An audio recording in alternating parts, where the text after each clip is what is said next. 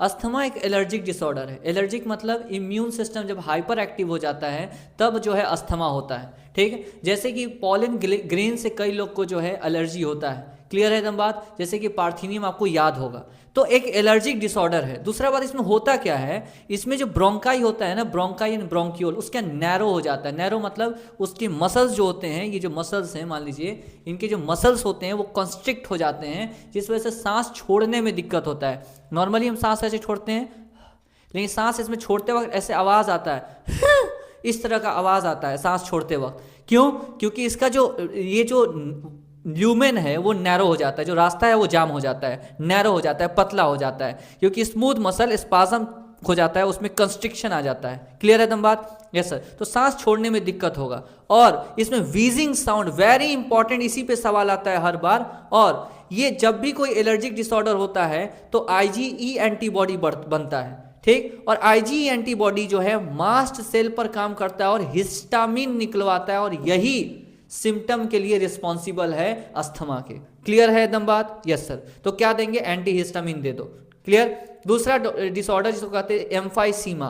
Emphysema एक chronic बीमारी है, मतलब लगातार लंबे समय तक अगर हम सिगरेट स्मोकिंग करते हैं तब एम्फाइसीमा होता है। इसमें होता क्या है कि ये एल्वियोलाई होता है। एल्वियोलाई का ऐसा वॉल होता है जिससे एक्सचेंज ऑफ गैसेस होता है। एम्फाइसीमा में ये वॉल डैमेज हो जाता है, जिस वजह से रेस्पिरेटरी एरिया घट जाता है, तो गैसेस सही से एक्सचेंज नहीं हो पाते हैं। इस बीमारी को कहते हैं एम्फाइसीमा। क्रॉनिक है, लंबे समय सिगरेट स्मोकिंग से होगा। एल्वियोलर वॉल डैमेज होता है। ट्रीटमेंट क्या है? बायोटेक में लिखा है अल्फा-1 एंटीट्रिप्सिन देंगे उस पेशेंट को।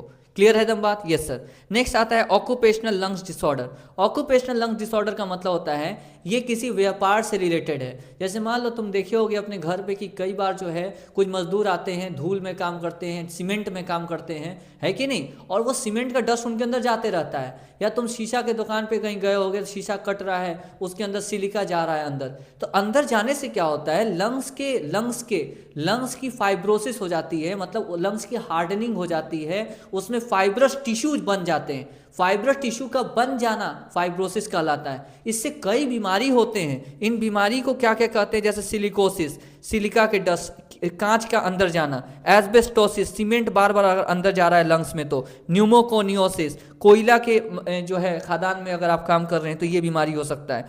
ज़रूरी है कि हम प्रोटेक्टिव मास्क पहने। क्लियर है एकदम बात? कोई टेंशन नहीं सर। फाइब्रोसिस बहुत इंपॉर्टेंट वर्ड है, यहाँ फाइब्रस टिश्यू लंग्स में आने लगता है, लंग्स की हार्डनिंग हो जाती है। Is it very very clear? बहुत इंपॉर्टेंट है, सेव कर लीजिएगा। धन्यवाद।